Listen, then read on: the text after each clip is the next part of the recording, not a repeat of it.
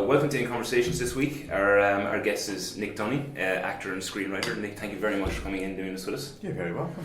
I suppose first off, can you tell us a bit about growing up in London? Yeah, well, do you mean in terms of acting or? I know, just your growing up there. actually just growing up there anyway. Well, I was there for years. I mean, I was born there. Actually, I did live in France for about a year when I was 5. And I came back to London and I couldn't speak any English because I was 5, so that was always a bit peculiar. So I did feel like I was always slightly a bit odd then. Where in France? Well, I went to a place called Tudors, if you know Don't know it. It's near in the Loire Valley. I was there for a year. My dad was teaching French in England, but then he went out to be an assistant, out there. Yeah. So we went out there for a year as a kind of family thing. So I grew up there for a bit, and that was kind of mad, watching all the people kind of, bringing in the rabbits from the fields and cutting their heads off. Casual. That's what you do. As you do, yeah. Which you didn't do in London very often because you couldn't find any rabbits because they were all dying of smog-infested, whatever, So, and then I grew up, in North London in a very kind of like regular house, and went to regular schools and met regular people and did mad things, really. And then I realised eventually that what was going on was, because then I realised when you're at school you're supposed to do this thing called learning, apparently. And apparently you have to study things and do this. So I've heard. I heard there's a rumour going around that's what you have to do. And but I found that I wasn't really interested in that. I find a lot of people aren't. It's very, very odd. Yeah. Maybe schools are, in fact, wrong ideas, perhaps. Maybe there's another way they look at them. Maybe execute their things maybe just a little bit in a better. different way. In a different way, yeah. Different style could Or help. acknowledging that there's more to intelligence than just that. One of the things that struck me about it, which I learned later on, is that the whole method of teaching everybody stems from kind of working with the monks. And there would be a lectern, and that's what the way they would do it, was you'd start in the church and the monk would be there in the 5th, 6th century, and there'd be the big Bible or the singular book, and that would be the way one person would deliver to the masses. And that's how we replicated schools. So schools came from a person of knowledge who knew and gives it out and tells everybody, which is flawed. Completely. As an idea, as an ideology, and as a kind of method of communication. So, it does make me wonder what would have happened had we have redesigned the way that schools went. And one of the things that was really lucky for me when I was, I left school when I was about 15. I was kind of asked to leave, that's what they call it politely, because I wasn't really doing much work. And I went to another school up in Leicester, which was designed in a completely different way, which was a circular school, actually designed on the principle of the shape of a pineapple. Now, I know this sounds a bit crazy, but this is true. And it was a circular building with one level. There were no, they didn't have all these many layers. And you didn't have those endless corridors with, which the regular schools at that time used to be, made up like that. So it was, and we had carpet on the floor, and we had nice chairs, and we called the teachers by their Christian names. And it was and there was no uniform. So it was a very kind of laissez-faire kind of new way of doing things. And that actually, when I look back now, at the time I thought, oh my God, what is this place? Because I'd moved when I was 15 up to Leicester from London, having lived in a kind of, big urban environment. Yeah. It was a bit scary at first. But then I realised that actually this place was heaven on earth. And one of the things they had there was a drama department and a music department. So we used to go off and kind of get guitars out and become a band, and they used to have these things called the Sounds Concerts, which we used to do every few months or so, and we would just play and do bits and excerpts from plays and things, and so it was all kind of there was a bit of a performance ethos there. So was it only when you went to the school in Leicester that you actually? Yeah, I mean, it was then, I then realised that, academic things wasn't my bag. And I had a couple of teachers there who were English teachers who were just, I think most people, if they're lucky enough, they get one person who, inspires them in some way, and I was very lucky, I got 2. And both of them in the same school. One of them was completely nuts and brilliant. and he took us out on a. I think that's when it started. I started to think, oh, this could be interesting. Was we did a recreation of the Canterbury Tales, Chaucer's Tales. Perfect.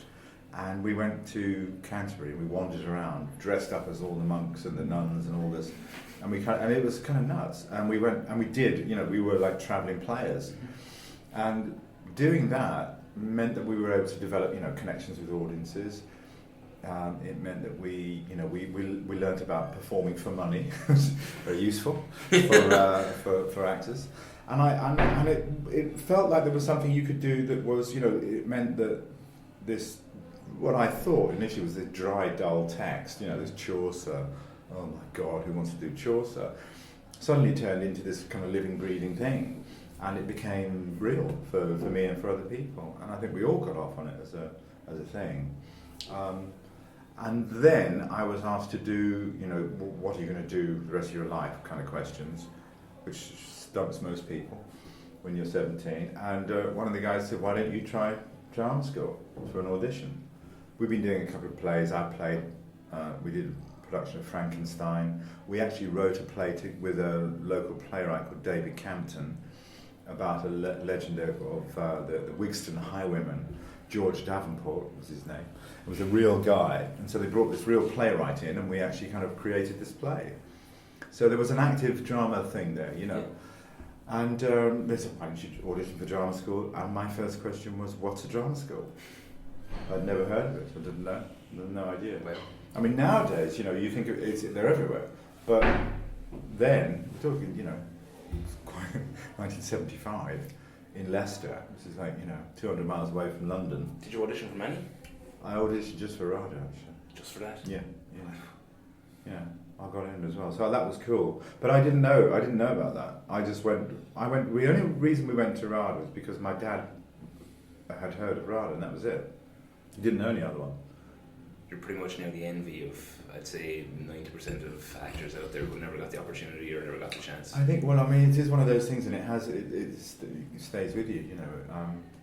It's a very useful place to go. Definitely. In that experience of drama school, how did it set you up then for the I think life after? It sets you up as best as anywhere can, really. I think we did 35 plays in 3 years. And when I say plays, they weren't all full plays. Some of them would be short scenes from, or they'd be, kind of like one-act plays sometimes, and smaller things, But they'd be that in itself. I think the fact that you're repeating and doing it often and over does have an effect, because that's what often people. The problem with our business is that most people don't. Yeah. So you've got to find ways to recreate that and replicate that, really. So I think it was a great experience. Actually, I loved it. When I came alive, I just thought, this is great. This is nuts. Can you remember what the audition was like to get in? My audition, it was horrendous. It was ghastly. I did Richard II, which I didn't know what Richard II was. I'd never read the play. So I went out and bought an LP. You may not know what LPs are. Oh, do you know what LPs are? Yeah. Vinyl. Yeah. But these, I mean, literally, these were kind of like, but this would be, it's not like kind of, there was a thing called the Argo recordings, and they were sort of like versions on Shakespeare, and they had a guy called Richard Pascoe, wonderful actor, playing Richard II. And my mum and dad had seen him at Stratford play and thought he was great, so they said, well, why don't you, get hold of this LP and see if see what it's like. So I put it on and I listened to it and I tried to copy him.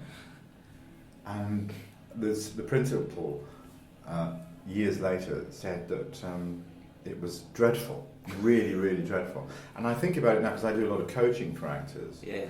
And the idea of anyone actually trying to copy someone else to get in is kind of like the worst thing you could possibly do. But I didn't know that at the time. Mm. But what happened was, the reason I got it was because of the other play that we did, which was Beckett. I did, which I didn't even know how mad this was Waiting for Godot. I did Lucky's speech, this great long outburst that he has. And I did that. And I think that the principal years later said to me that he liked the Lucky, but the Richard II was absolutely dire. That was his word. So I'd say it must have been better than well, good, because I suspect there was something, because I've done a lot of audition. I can see the way people kind of relate to play pieces or don't, and I didn't relate to the Richard II at all because I couldn't get it. But Lucky, slightly crazy. Yep. Maybe that was where I was at the time, as a person, I don't know, but certainly made some sense to me, and kind of ironic that here I am in Ireland, having done Shakespeare and Beckett. It's kind of weird. You were saying actually with your parents saw Richard II. They obviously were an influence on yourself as well. Very much so. Yeah, I mean, well, there was never any pushing, or because there's no one in our families. They're all teachers. My dad, both retired now. Mum and dad were both teachers. Dad was a lecturer. My sister's a teacher. My uncle's a teacher. My other auntie's a teacher. They're all teachers. Virtually everyone I know is a teacher. So that's even yourself, you teach acting. I do, absolutely. Well, I rebelled against it for a long time, then I realised I was quite good at it. So you have to do that then. Oh, okay. But I love it actually. I really enjoy it. Yeah. What do you find is the most challenging thing about acting? About, I suppose, not even that. What was the most challenging thing about acting in the early years? In the early years, probably just getting work. I mean, trying to. Did that come easily after college? Well, I came out of drama school. I got what was called an equity card then.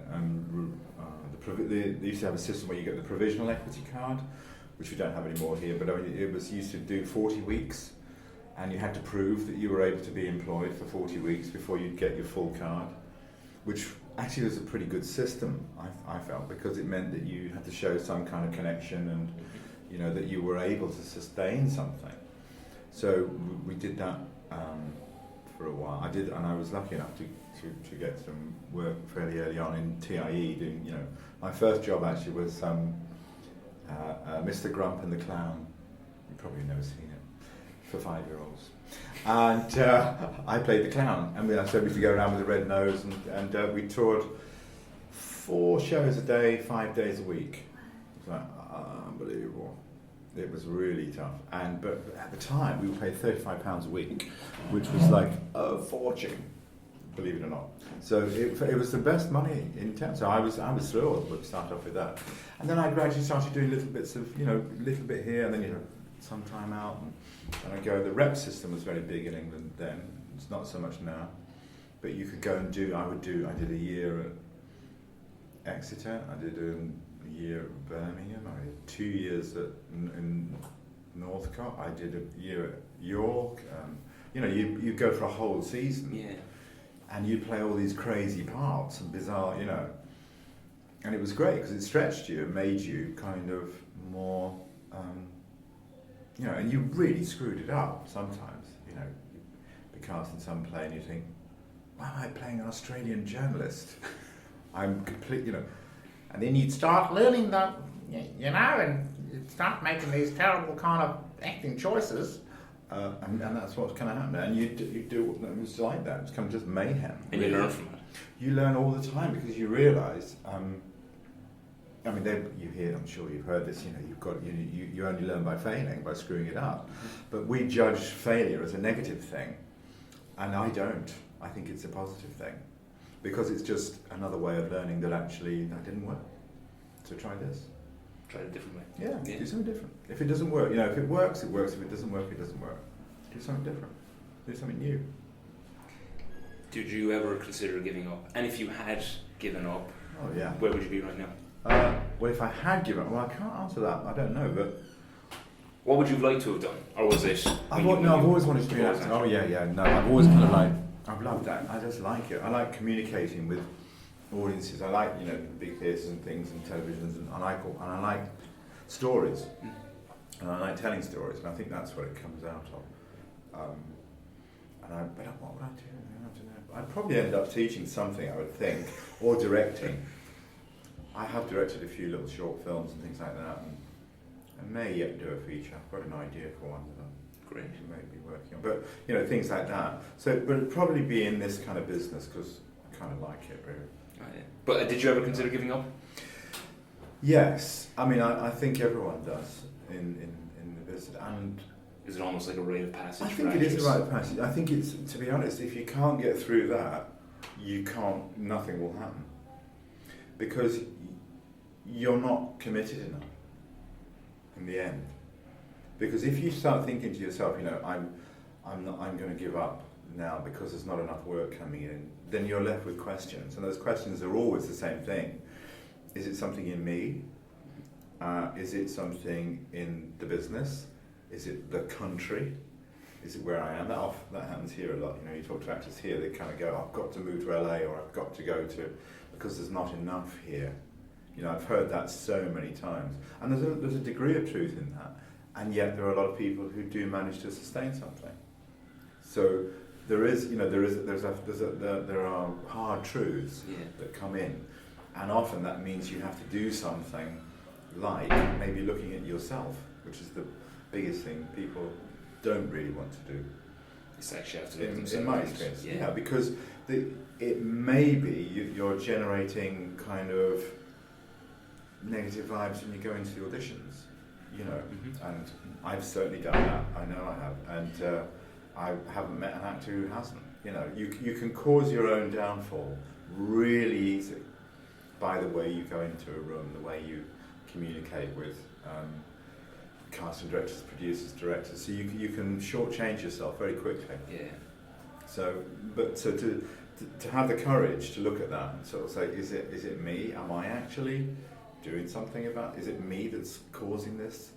I certainly went through that a lot, and still do. I can constantly kind of keep an eye on what's going on, and other things I need to do. Do I need to open up this area of myself? Or do I need to improve here or get better at that? Or constantly looking at it, because it evolves all the time.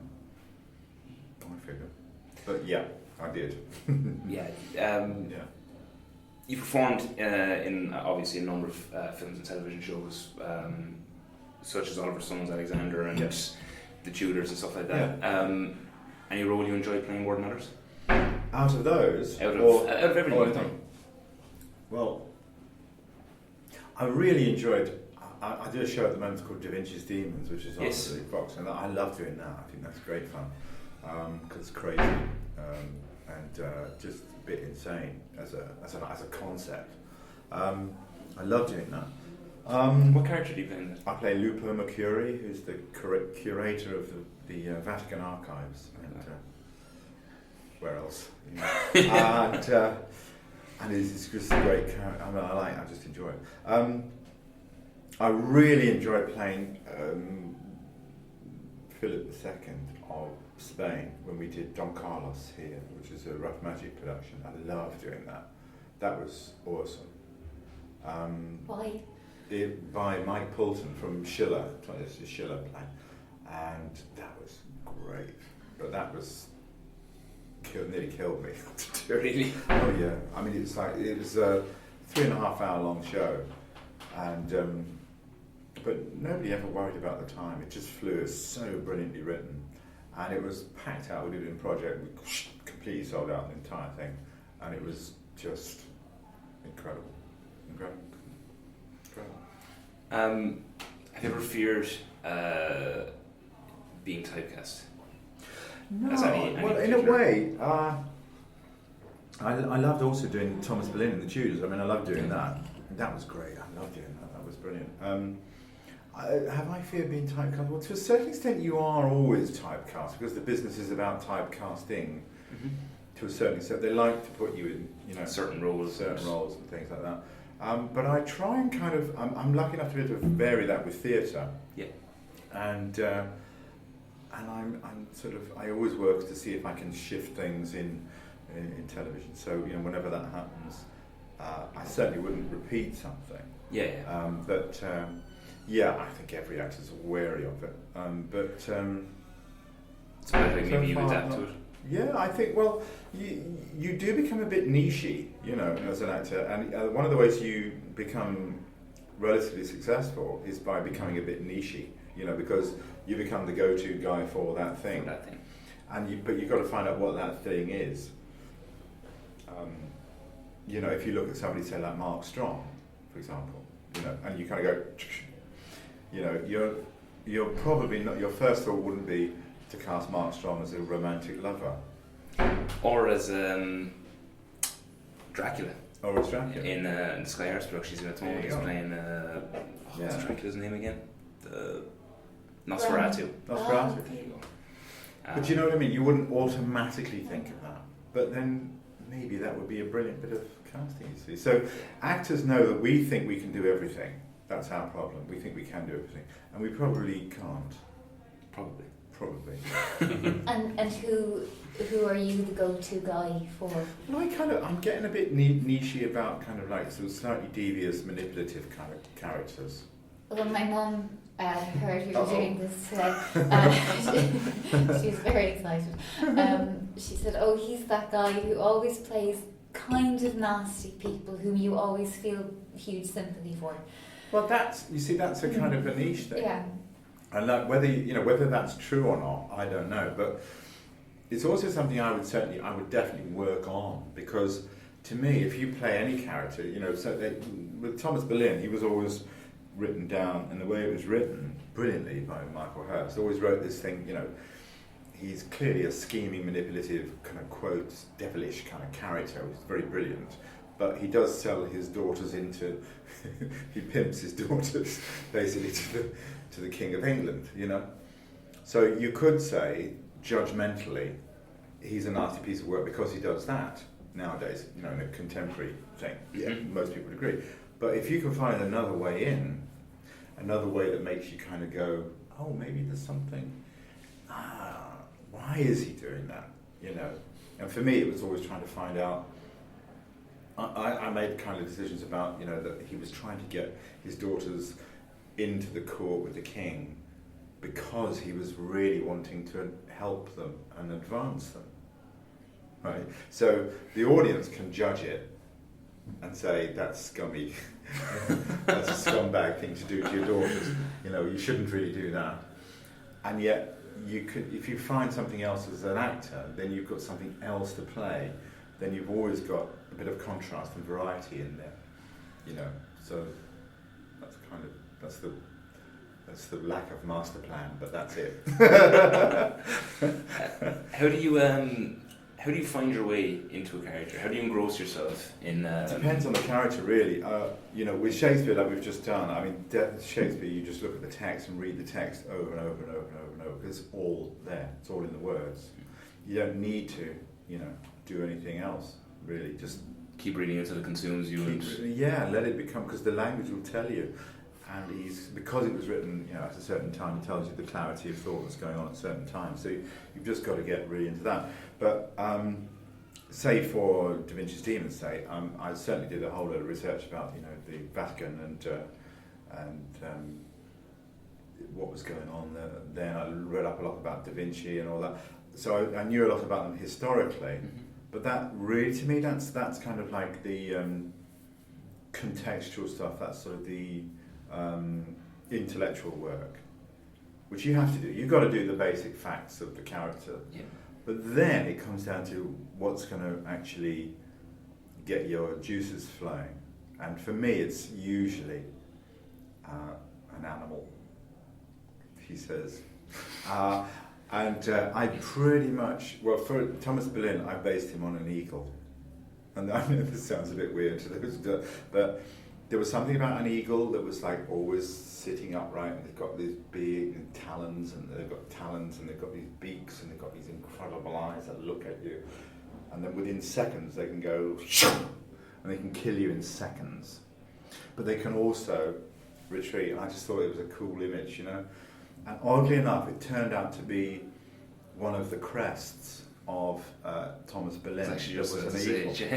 It actually is, isn't it? And we had to do a scene actually with an eagle, which was amazing. I don't know if you ever had a falcon come flying at you. Yeah. Have you done it? Isn't it weird? Yeah. It's extraordinary. Yeah. It's it's kind of really exciting.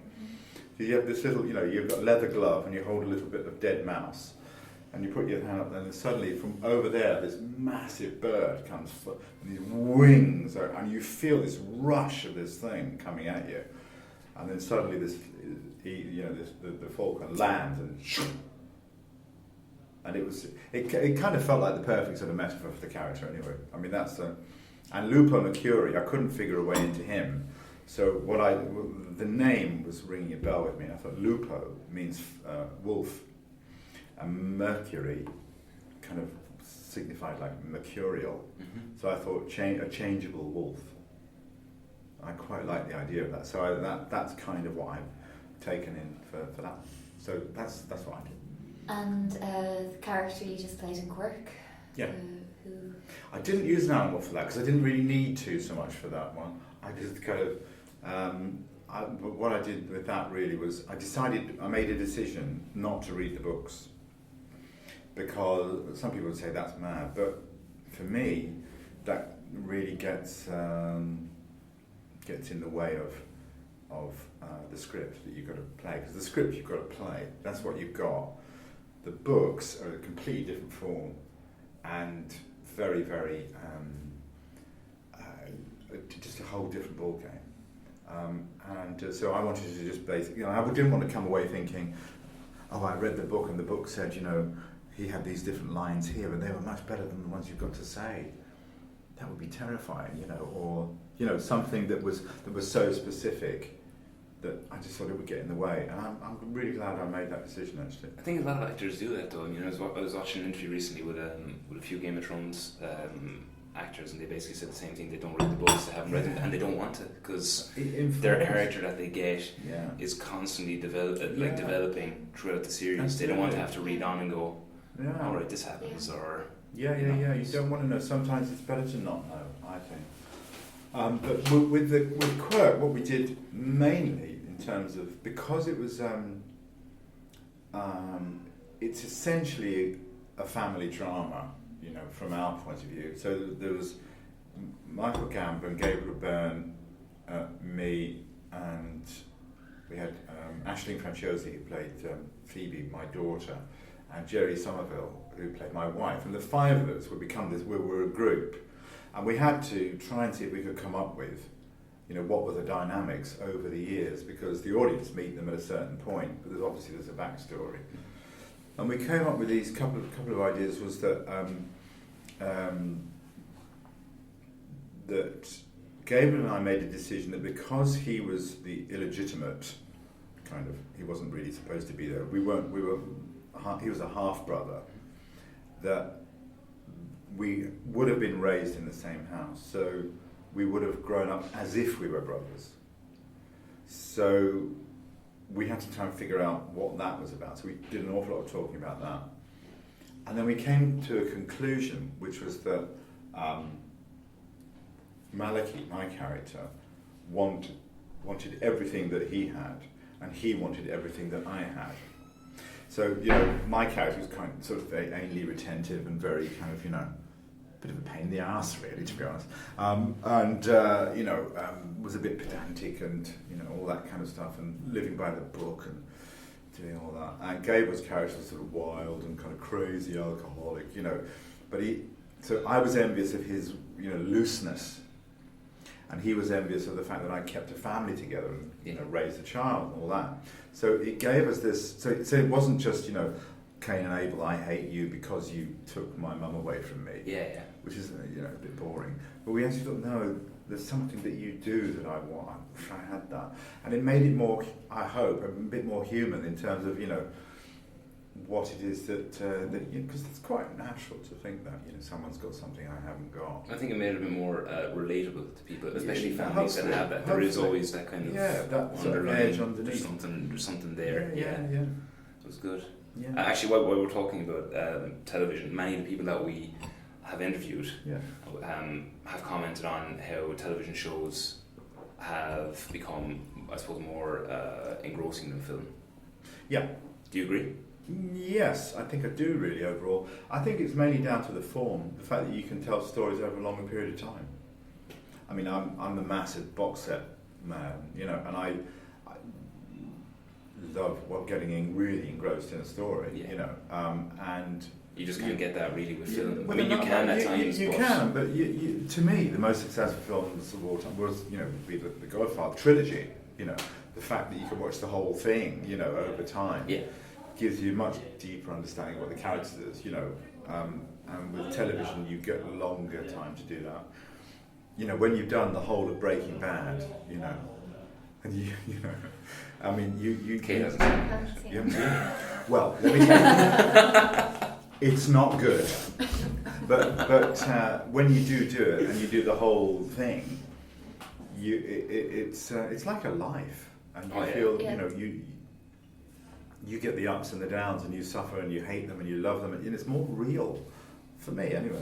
I think everyone feels that. Oh no, I think so the same anyway from watching like The Wire and watching The Sopranos and Breaking Bad. I mean, you see it all. And it's you really get with the characters more so with film. Although that film has its place as well. Oh, of course it does. Absolutely.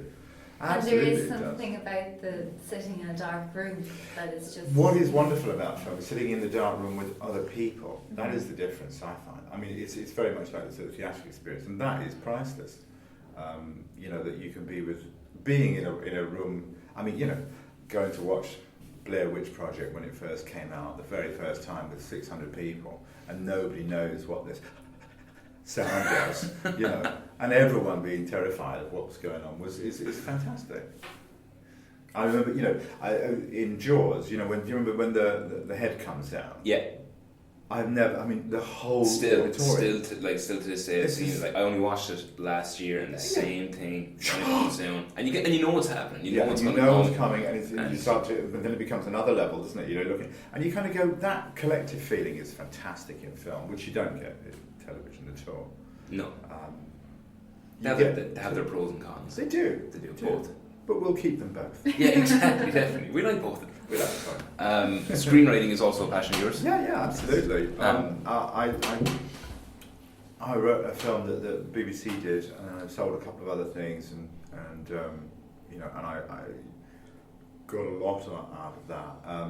But it's time for me. I mean, it's kind of more like a fabulous hobby when I get the time. And when I do get the chance to do it, I love it because it's great. I've got a whole script ready to go at the moment, actually. I have it, you know, written. I've got the treatment written, and I just need the time. You know, I've got to find the 4 weeks when I can just go and block time and just go, right, nothing else. Yeah. You know? That's the only way it really works for me, you know. Screenwriting on the net. Yeah, which is no longer there. So it's not. No, it's not. But there is another site there now called nlpforactors.com, and that's still going. And I've got 700 members there now, and that kind of like working on that, which is great. That's great. Yeah, I mean, I do a lot. There's essentially what I do with that is I teach actors about the psychology of performance, so that they master their acting auditions and get better results. You know, which, you know, and by results I kind of mean, you know, you create more impact, more influence, and more income. Oh yes, which is quite important these days. So that's the theory of it. And why did you start?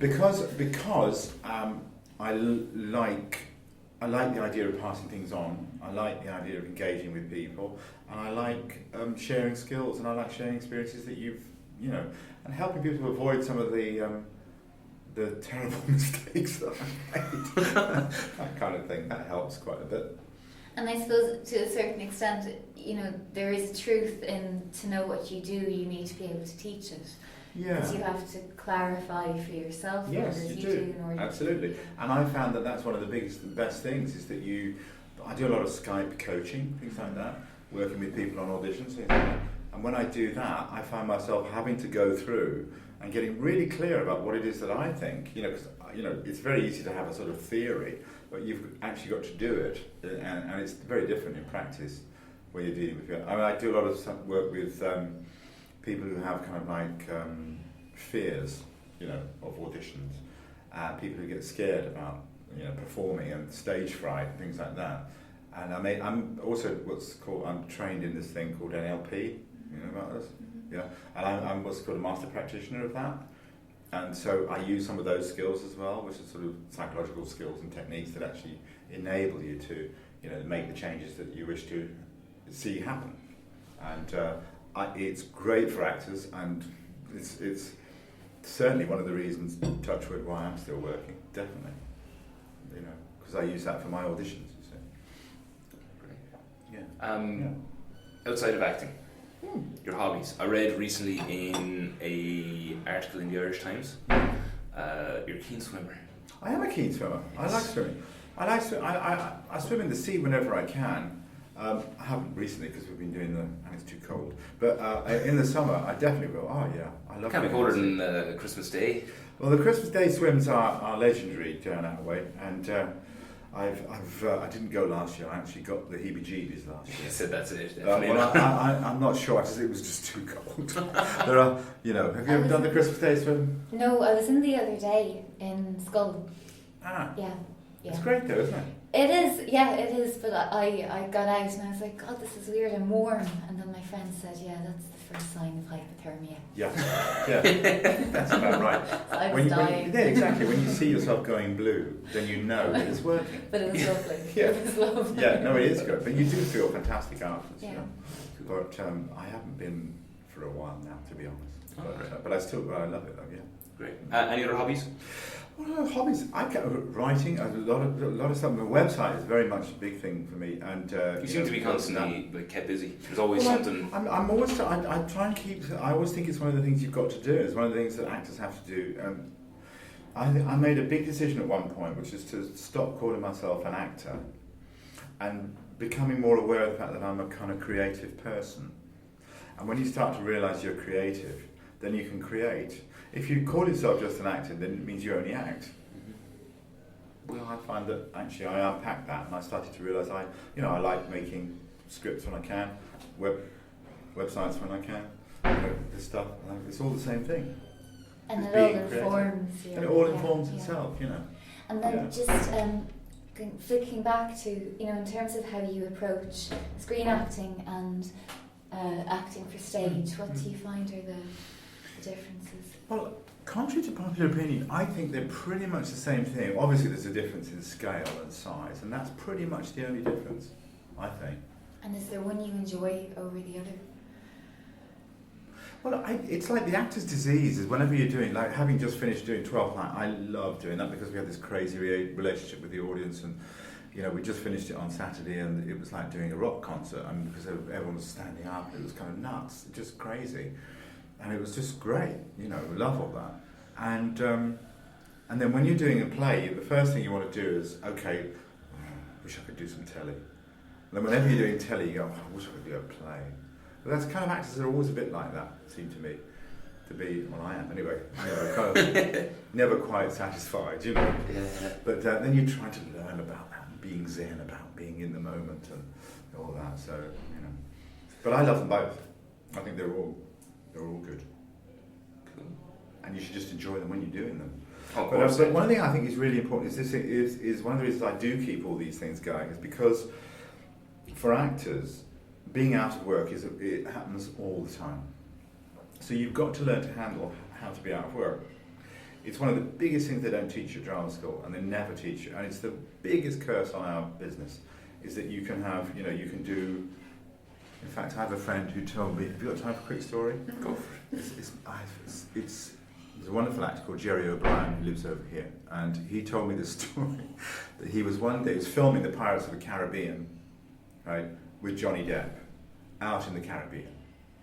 And he was sitting on this beach on a Sunday, and the sun was everywhere, the palm trees, and Johnny Depp walks past with his then Vanessa Paradis, and they're sipping coconut pina coladas, right? And then he had to wrap up that day, and he gets back on the plane, and he flies back to Dublin that night and signs on the next morning, right? So he goes into this, and he's, goes into one of the Dole offices, and they say, so what have you been doing recently? And he says, well, actually, yesterday I was on a beach in the Caribbean with Johnny Depp. And that's our business. They're probably like, you're taking the piss. Yeah, well, that's right. They didn't believe it. And actually, it's absolutely true. It's one of the most crystal clear stories that this business is about. And it goes like that. It's feast to famine. It goes from Caribbean to the Dole. It can go like that. Right. And so you've got to find a way to make it a bit more rational, a bit more kind of Grounded. a bit more grounded. And you've got to do what I on the site. What I do is I teach people how to handle that, because that is critical. How you keep yourself going when there's no work around. Yeah. What do you do then? When you lived over in London, obviously you would have worked with the British film industry quite a bit, and now you're back over in Ireland, you work with the Irish film industry. Sure. Big differences between both? Not really. I think they're all pretty much the same business. Okay. But there are definitely differences in terms of. I mean, there's been a big difference because of when the government put in the 481, Section 481. That made a huge difference here, and then England then started to go, oh, hello, this is a good idea, and they've started to do it now, which means that some productions are shifting from here and moving across over there. Yeah. So it's the kind of thing where you want to make sure that people keep producing work here. I think one of the big problems I find here is that these big companies come over, but I'm not sure how many Irish actors get. I don't know what the statistics are, but how many actors actually get to work on some of the big shows now, I don't know. That's a question. I don't really know the answer. It seems that the casting for those are done in London, and then maybe the smaller parts go to. Certainly seems to be the way it is, and I wonder whether the Irish film industry should have a look at that. I wonder. Just to give them more I think homegrown talent a chance, well, maybe. maybe there's because there's always a deal struck, and it's very important to get the industry over here because you take care of all the. I know when we did the Tudors, there were massive numbers of because huge numbers of families are affected by this. There's you always have the drivers and their families, and you've got all the technical departments and their family. There's makeup and hair. There's a lot of people, and the actors as well. But I know, for example, on the Tudors, I think we had there was something like. I think it was 500. Was it 500? It was either between 500 and 1,000 people did get to work on it as actors on the Tudors. So that was pretty good. I think in recent years that figure may have shifted, and I don't know what the statistics are, and I'd be keen to find out. Well, I was actually I have no idea, but I was actually down around Filmbase 2 weeks ago, and just happened to be walking around and just saw a huge queue of people outside Filmbase, and they're auditioning for Vikings. So I can only imagine if Vikings is bringing in more people, but I don't think that's Irish.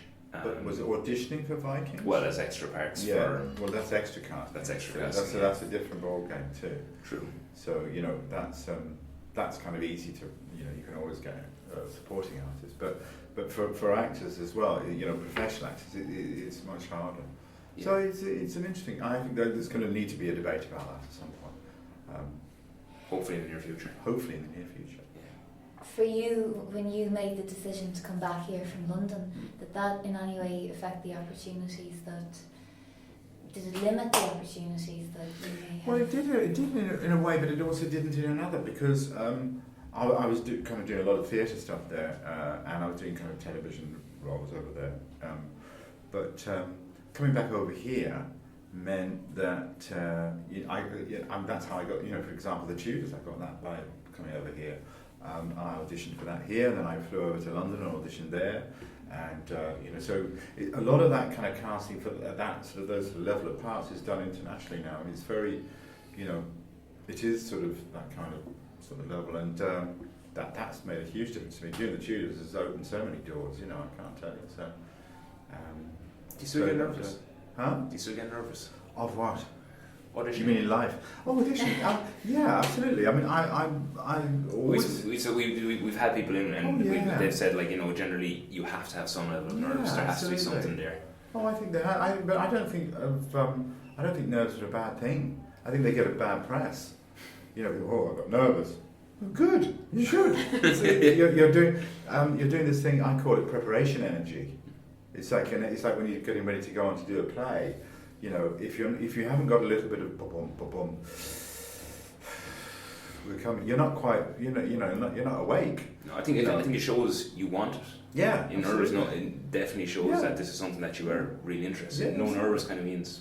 No nerves means well, yeah, exactly. difference. Yeah. You know, so no, I think it's vital to be a bit nervous, and I like what is it? FEAR. What was it? Focused energy, anticipating results. That's not bad. I made that up the other day. So it's focused energy, anticipating results or rewards. You know, something like that. That's you're going forward. That's what it is. It's a kind of it's an indication that you're alive and awake and ready and looking forward to getting something. Yeah. Funny thing that's happened on set. Well, far too many of them, but one that springs to mind was on the Tudors when we were doing. There was a scene that was being shot, and there was an actress who was brought in to play the part of a serving girl who was going to have to drop her nightdress and reveal her naked body to the king, and this woman had decided to sign. She signed the contract, said she would, and she was fine with that. And then on the day, she actually kind of got a bit panicky and just thought, "Oh, I can't do this." So that put the whole of everyone got terrified. What were we going to do? We had to get someone else in. And in true film business style, rather than going down the road to someone in Dublin, they flew somebody in from London. You know, some of the quick girls, quick, get a hold of someone. We need a girl here now. Get her here now. Who have we got? They ring someone. She flies over. Literally 3 hours later, she comes into the set. She's put out into the costume. She walks into the set, and there's the king who's looking at her, and she has to remove her robes and stand there, stark naked. And then the cameraman whispers, "Oh my God, what? She's shaved." And they suddenly realised that the one thing they hadn't checked was that she was kind of, because that's obviously a problem if you're doing a period drama. So, because it didn't exist. And so they then had to come up with the great solution of CGI-ing the pubes in, which was, I mean, I just think that would have been kind of a curious day at the office. So for all Tudors fans out there, if you go back over your box sets, well, that's an unfortunate phrase there, but can you CGI in the box set? Yeah, oh my God, that's one that's going up on the trivia for IMDb. Yeah. Which one was it? Where? Yeah. What advice would you give your 20-year-old self now? Oh God. Just enjoy it every single day, whatever's going on. Get out there, make sure. Do something every single day. One of the things I do on my site, I call it baby steps, which is to make sure you do some baby steps every day, because baby steps add up to giant strides. And that's the thing, you know, if you do something for your career, whatever it is that you want to do, make sure you do one little thing. You know, if it's like ringing someone or sending an email or learning a new skill or developing something or communicating to an agent or whatever it is, do something every single day, because those tiny little bits will build up. All build up. It's even, in fact, is known as a Japanese theory. It's called Kaizen. Yeah, it's very important. I don't know why I shouldn't do a very some Japanese accent. That's apologies to any Japanese people there. But if you do these tiny little steps every single day, incremental changes, all add up. And I reckon it's true. If you ever, one of the things they do in NLP is called task decomposition. So if you ever want to do any goal, you want to really create something fantastic, you start with the end in mind. You make this big picture in your mind now, this great goal that you want. You know, it might be to win the Oscar or whatever it is, or direct the movie or whatever it is. And you see this big image now in your mind of what this goal is that you want. And as you focus on that, you think about all the thoughts and the feelings and the sounds that go along with that. And as you feel that sense of excitement, then you recognise that that's the picture at the end. And then you track back what has to happen. You decompose the task to figure out what it is that I have to do to actually get to that. So, you know, there will be a logical progression. If you want to direct a movie, say, for example, then prior to that, more than likely, you would have directed a short, prior to that, you probably would have been to film school if you didn't know. Do you see what I'm saying? Yeah. So there's always a logical progression, but those little steps all add up to the goal that you're going for. So you need the goal, the massive goal that's going to slightly scare you, but you also need to do the detailed work, which is these tiny little bits and pieces that build up towards the goal. See what I'm saying? Oh yeah. Big picture, huh? Yeah. We have it here. You have an Open University degree in arts and politics. No, I do not. No, I did two. I did two. No. I don't have a degree. I did two, but I did do the Open University. I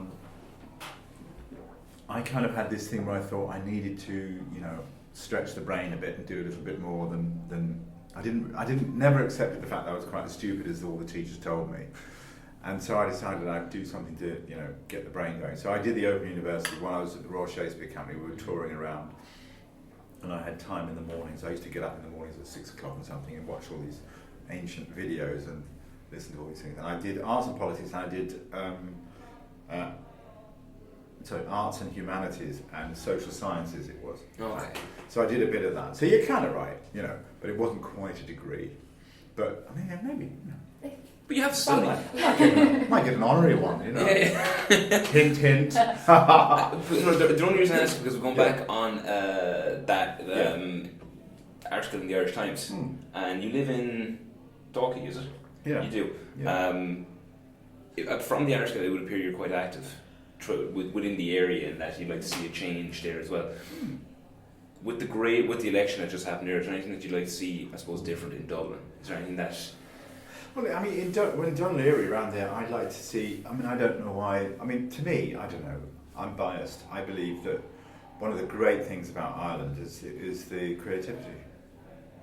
I think the music and the singing and the dancing. I mean, I know everyone gives out about it, but I really love it. I think it's great. I think the music and the singing and the dancing and the acting and the drama and the novels and the plays and the poetry are extraordinary. And there's something so bizarre that's so unique that doesn't get done anywhere else in the world like that. So I've never understood why you can't take all these, shops that are falling apart and put students in there and get them to create and come up with things. I just don't understand. I really don't get it. It seems to be a common... It's a common conversation. That's happened with us, and the majority of people just say, I mean, the arts is probably the first thing that gets caught in funding from the government every time. So. But that's the trouble with our business is we're the creative ones who look at the solutions. We kind of go, well, we would do something different with it, but then we don't have the money to actually back it up, to implement. Yeah. And so, I think, sorry, go on. And I think in some sense we'll do it anyway. So because that's why people do it. They will do it anyway. So the government doesn't have to resource it because it will be done. Yeah. So in a way, it's a vicious circle, and it's always been like that. I think that's always been the thing.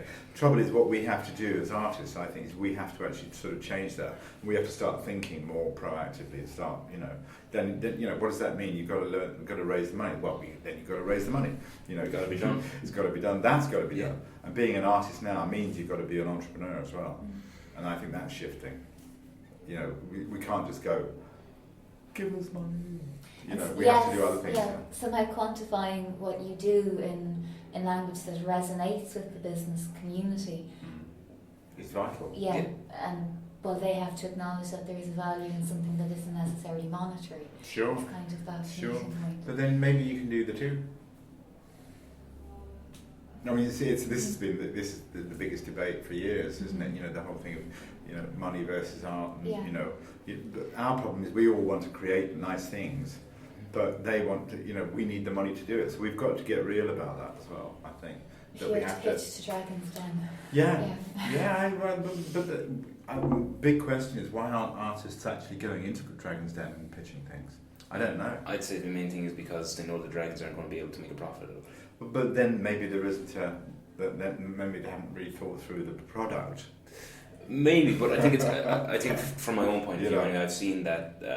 I think we're a generation that has grown up, I suppose, becoming accustomed to wanting stuff for free. I mean, you look at it. Pretty much anyone's able to just download any film or any television show for absolutely nothing. The same with music. So when it comes to creativity and coming up with new ideas and entrepreneurship like that. Yeah. They want something that's either going to be really, really cheap or free. And the flip side to that is that, last year when people were saying that people aren't protesting, that we're not rallying, we're not marching, in a way I kind of felt that the protest of this generation is just getting on with it, because people are, and there is a lot of creativity going on. Yeah. People are. But you have to ask yourself in the end, though, it comes down to what, it's like these are the big NLP questions are, what do you want? It comes down to that, because, whatever it is that you want, if you want to have, a lifestyle like that looks like a certain thing, or if you want certain things, you've got to go for them, and you have to take action towards them. Otherwise, nothing will shift, nothing will change. And this whole notion of protesting, the protesting in and of itself is kind of pretty meaningless, really, unless it's something is achieved, and it has to be goal related, because that's the way brains work. I think especially in Ireland, you see protesting in Ireland when even when the students, and I absolutely admire everything that they did to try and get the student fees down. That's great, but there was no end result. There was nothing. Greece, on the other hand, go and protest, and they really protest. It's a riot, and they achieve something.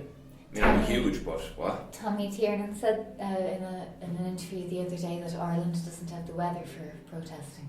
Yeah, exactly. It's true. You can get a tan and protest at the same time, and eat a kebab. Yeah. Well, why not? In the rain, it's just miserable. We're not going out today. You're angry anyway. Why become miserable now and wait? No, there's no point in that. So let's go and have a drink, and let's go and sit in the pub and talk about how miserable we are. Then we can write something really fantastic, and make a great book, and great music, and great dancing, and make no money from it. And then we give out about it. You see what I mean? It is a cycle. It is, yeah. It is a cycle.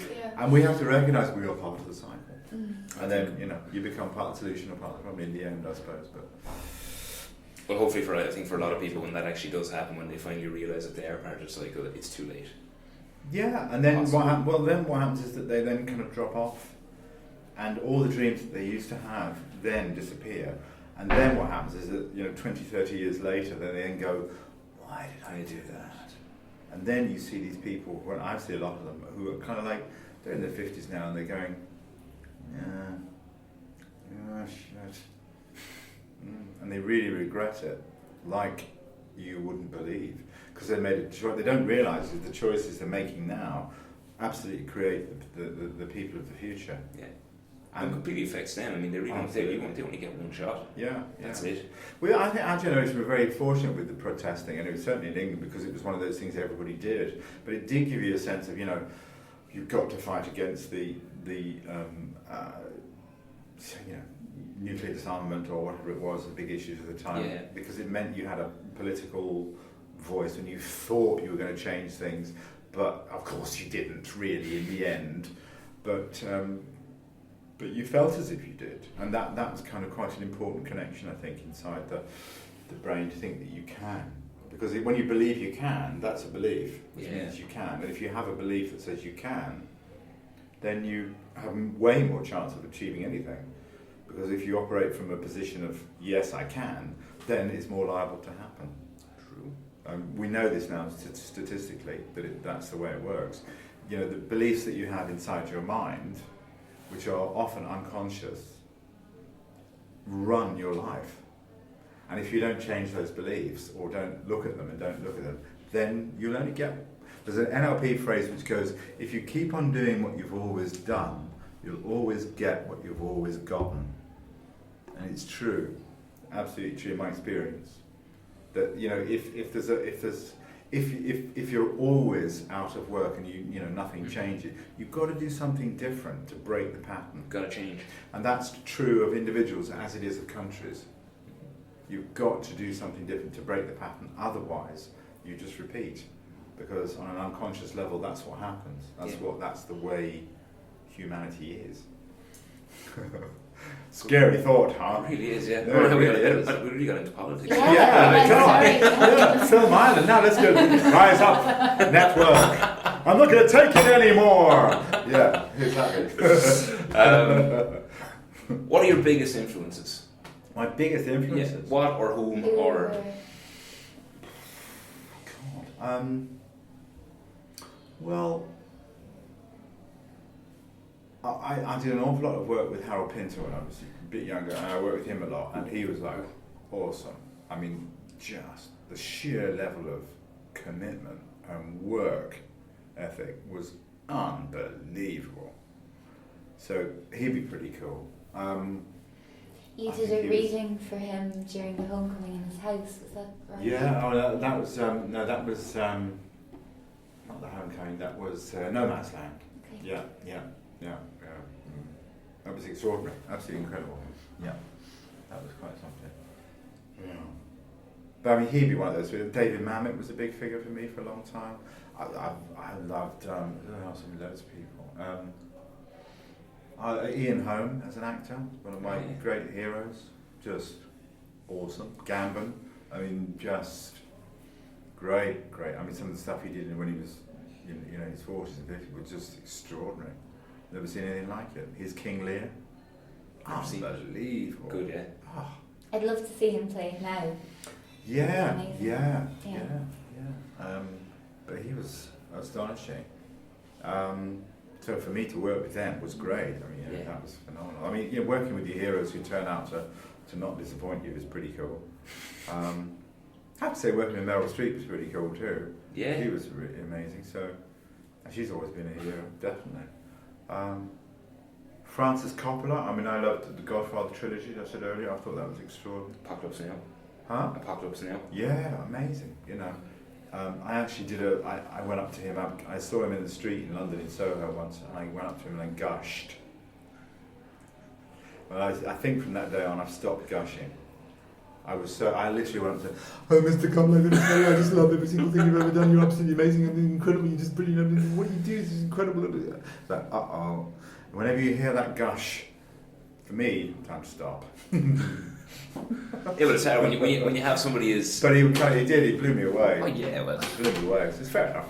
Well, there's a generation of Woody directors. Allen blew me away. I mean, was one of those people in the earlier days. Absolutely. I love Krzysztof Kieslowski. I loved his stuff. The Three Colours Blue was one of my favourite films of all time. Wim Wenders' Wings of Desire. I adored that when that came out. Which is Paris, Texas. Paris, Texas is a class act. I mean, I love David Lynch. One of my favourites is Mulholland Drive, which everyone thinks is bad, but I think it's brilliant. My favourite film of Lynch is actually The Straight Story. I love it. Oh yeah. It's a fantastic film, which is even funnier when you read the background story to it. It's like it's a Disney film. Immediately when you go Disney, David Lynch, don't quite go together. You're thinking it's probably going to be one of the weirdest films you've ever seen, but it's actually just phenomenal. So simple, so brilliant. Yeah, it's really good. Oh, it's great, yeah. It's really good. But they'd be your biggest influences then? Yeah, I think so. Yeah, very much so. And I'm big.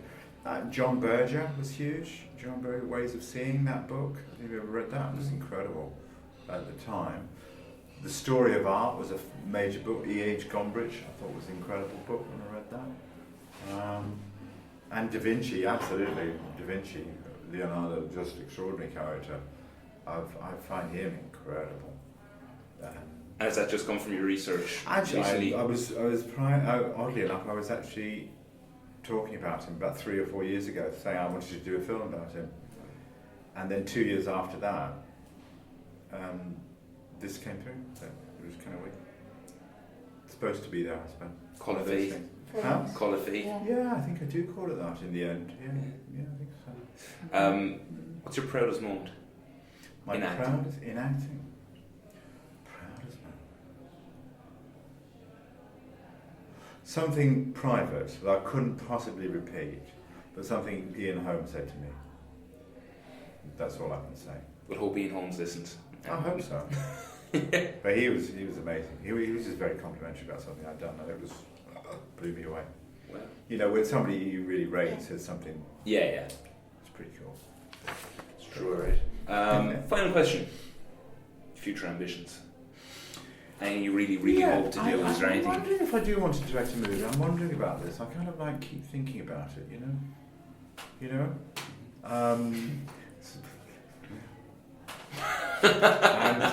And then for people listening, there's a lot of sign language going on right now. So. We are all naked by the way. But they don't know that, do they? Isn't that weird? They're No. dressed. We were going to reveal it for the end of the series. This is going to have to be the last podcast. No now, you know, idea. so yeah, That's yeah. going to We've be done all of the it. thing. Yeah. Yeah, Nick Dunning, stripped bare. That kind of thing, yeah. But I'm wondering if I do want to direct a movie or not. I haven't got this script that I want to do. And I'm wondering whether I actually want to do it. But having seen what happens to people who direct movies, I begin to wonder sometimes. It's pretty, it's pretty tough. I mean, I worked with Kevin Reynolds a couple of years back, who did, those, we did Hatfields and McCoys, which is this Western thing. We shot in Romania with Kevin Costner, and we were all playing cowboys. And seeing him at the end of his shoot was like, my God, I've never seen a man so tired in my life. But brilliant, it was brilliant, and he was fantastic, absolutely fantastic. But what it does here, Drain. I've never seen it, because they're, the director's there all the time. Actors go back to the trailer. Yeah. Kate, final question. Go on. Go on, Kate. Your secret talent. Your secret My secret talent, yeah. a secret talent. I can play the Willem Tell Overture on my head with a pencil. Wow. Or I can play the Willem Tell Overture on my teeth with a pencil. Do you want a pencil? Can we do it now? Yeah. This is an exclusive This is an conversation. This is one of those things. Here you go.